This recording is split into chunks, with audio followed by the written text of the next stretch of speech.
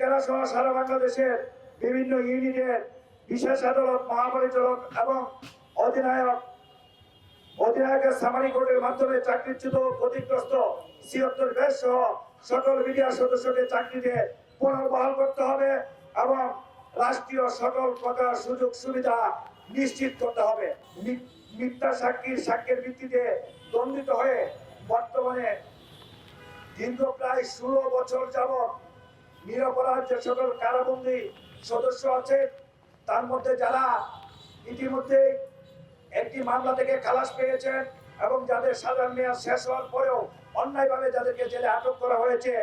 তাদেরকে অবিলম্বে মুক্তি প্রদান করতে হবে। ২০০৯ সালে পিলখানায় সৃষ্ট ঘটনার আলোকে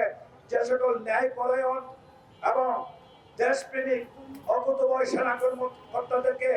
ষড়যন্ত্রের অংশ হিসাবে অন্যায়ভাবে চাকরিচ্যুত করা হয়েছে এবং ক্ষতিগ্রস্ত করা হয়েছে, তাদেরকে সকলকে পুনর্বাসন করতে হবে এবং স্বাধীনতা ও সার্বভৌমত্বের গৌরব উজ্জ্বল ইতিহাস দলনকারী সীমান্তের অত্যন্ত প্রহরী বাংলাদেশ রাইফেলস তথা